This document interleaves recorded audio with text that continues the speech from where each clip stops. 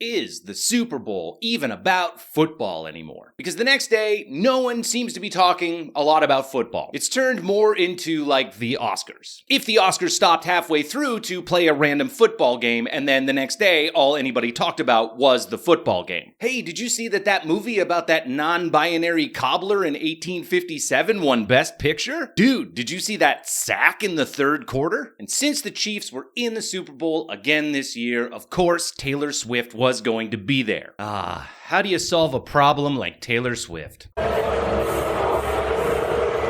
Global pop star Taylor Swift receiving a not-so-warm welcome at last night's Super Bowl. I guess that's one way. I don't often side with Swifties, but come on guys, just leave her alone. It was just last week that Americans were giving shit to Canadian hockey fans for booing the American anthem at a hockey game.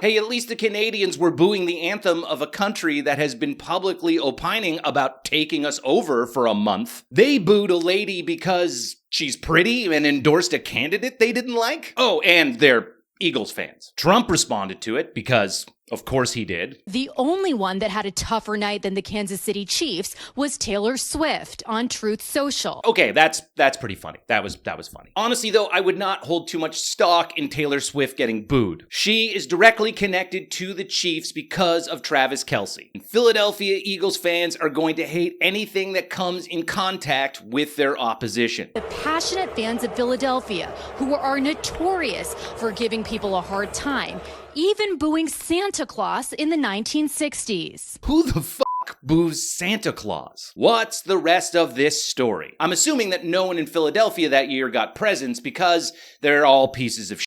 If you get booed by a bunch of people who also boo Santa, it's probably not you. Oh, and then they played some football. There's Saquon Barkley for the first time. Boring! Before I keep going, please like this video and subscribe to my channel. I would really appreciate it. Also, if you want to see more of my stuff, I put a link in the description to a playlist that contains all of these videos. Now, on to the commercials. Super Bowl commercials are always one of the biggest parts of the game. I found this one to be a little weird.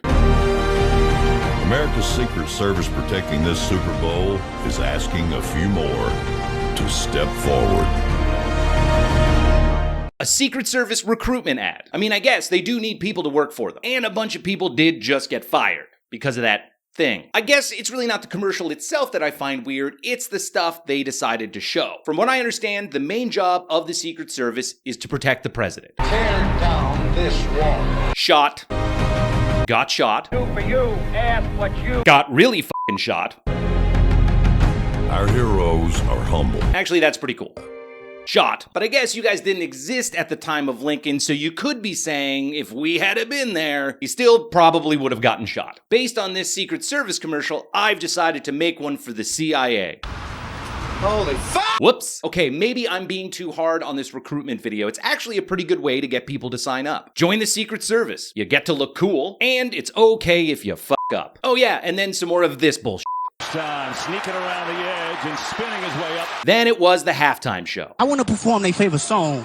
Little known fact, if you listened really carefully during Kendrick Lamar's performance, you could hear all the white dudes in red states disapprovingly shake their heads in unison while muttering, "What happened to our game?" Here's the thing though, honestly, it was all right. I know that the two choices seemed to be either you were head over heels in love with it, or you screamed at your TV because it wasn't Hall & Oates or whatever, but it was okay. It was, however, the most watched Super Bowl halftime show of all time. Kendrick got 133.5 million viewers, topping Michael Jackson's 1993 performance. I really think a big reason for that was because people knew that Kendrick Lamar was going to say this. Say, Drake, I hate you like I'm young.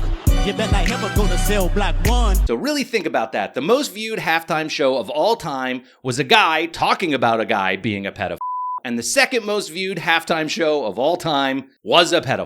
But 133.5 million viewers is crazy. 133.5 million is also the amount of dollars that Drake is suing Universal Music Group for. But you know they love to sue. Then they played the rest of the football. His way up to about the 34-yard.